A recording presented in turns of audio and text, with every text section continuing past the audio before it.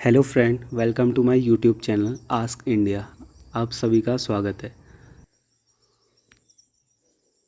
Hello guys, welcome to my YouTube channel ask India.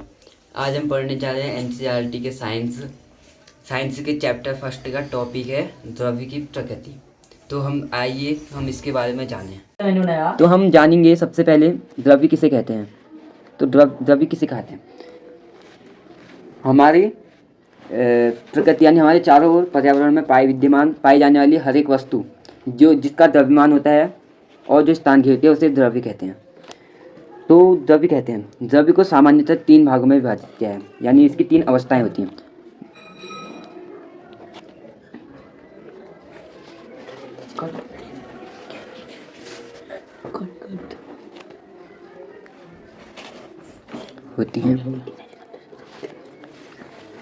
इसमें पहली है ठोस, दूसरी है द्रव, तीसरी है गैस। तो हम जानते हैं ठोस किसे कहा जाता है? वह द्रव्य ठोस अवस्था में कहलाता है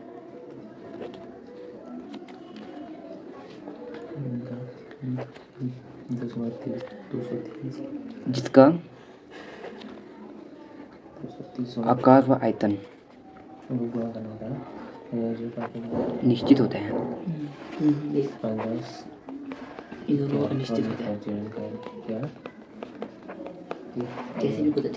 वह द्रव्य ठोस अवस्था में कहलाता है जिसका आकार व आयतन निश्चित होता है। उदाहरण के तौर पर पेन, पुस्तक, मेज इत्यादि।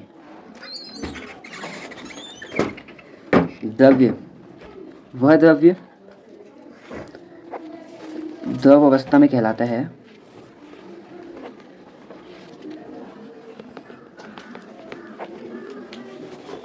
जिसका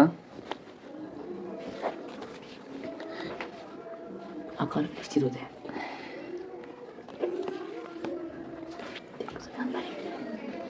आकार अनिश्चित होता है तथा आयतन निश्चित होता है।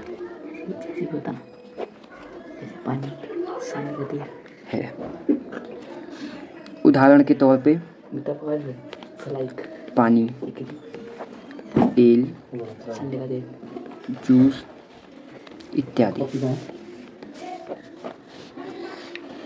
गैस वह द्रव्य द्रव अवस्था में कहलाता है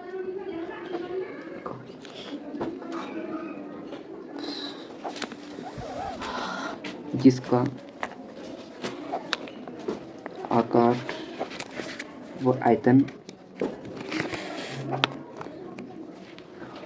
दोनों अनिश्चित होते हैं।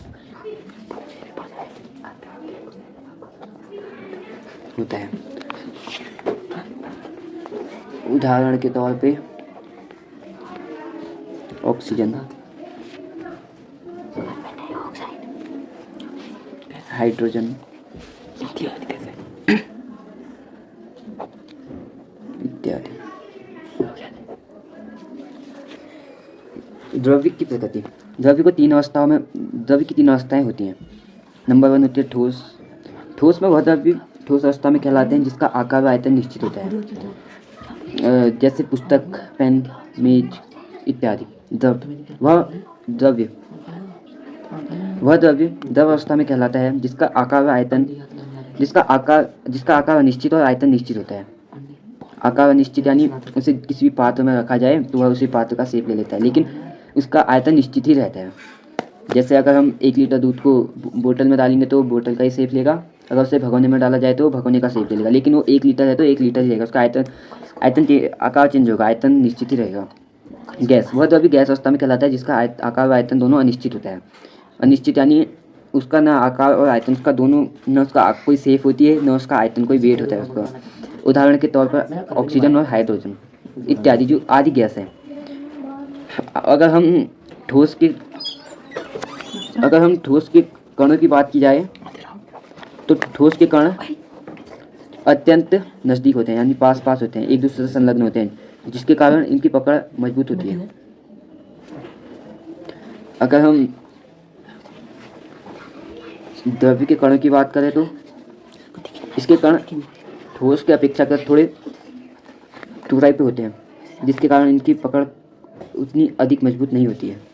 अगर हम गैस की बात की जाए तो गैस के कणों की बात की जाए तो गैस के कण अपेक्षा द्रव्य के अपेक्षाकृत अत्यधिक दूर होते हैं, जिसके कारण उनकी पकड़ मजबूत नहीं हो होती है। द्रव्य को मिश्रण या शुद्ध पदार्थ के रूप में वर्गीकृत किया गया है। द्रव्य को मिश्रण या शुद्ध पदार्थ में वर्गीकृत किया गया है। जैसे कि ये है द्रव्य,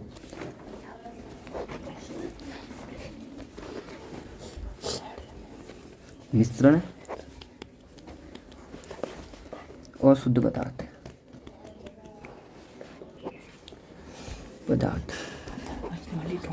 फिर मिश्रण से दो बनते हैं, समांगी मिश्रण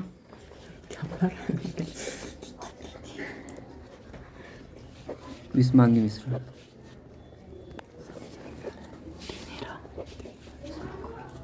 शुद्ध पदार्थ से तत्व और यौगिक।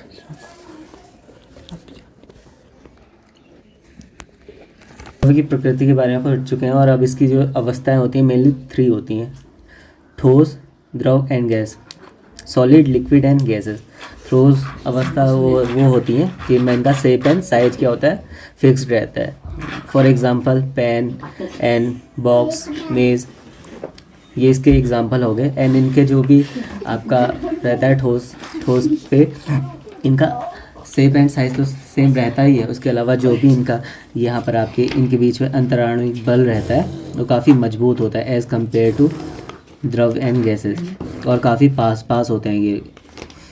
और अगर हम वहीं द्रव्य की बात करें तो द्रव्यों का सिर्फ सेम शेप जो होता है कि फिक्स नहीं होता, लेकिन इनका वॉल्यूम जो आयतन कहते हैं वो फिक्स रहता है। इसके एग्जांपल हैं लाइक पानी, oil and other.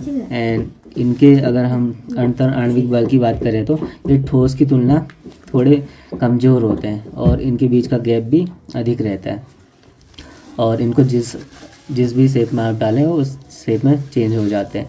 And last है गैसेस।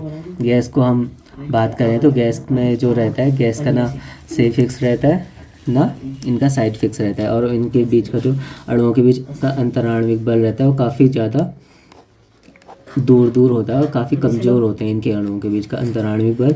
और ये सपोज एक यहाँ है तो एक यहाँ पर रह जाता है। अगर आप इनको क्या बोलते हैं, अगर आप गैसेस में अगर आप ज़्यादा इनको हीट करते हैं तो ये इजीली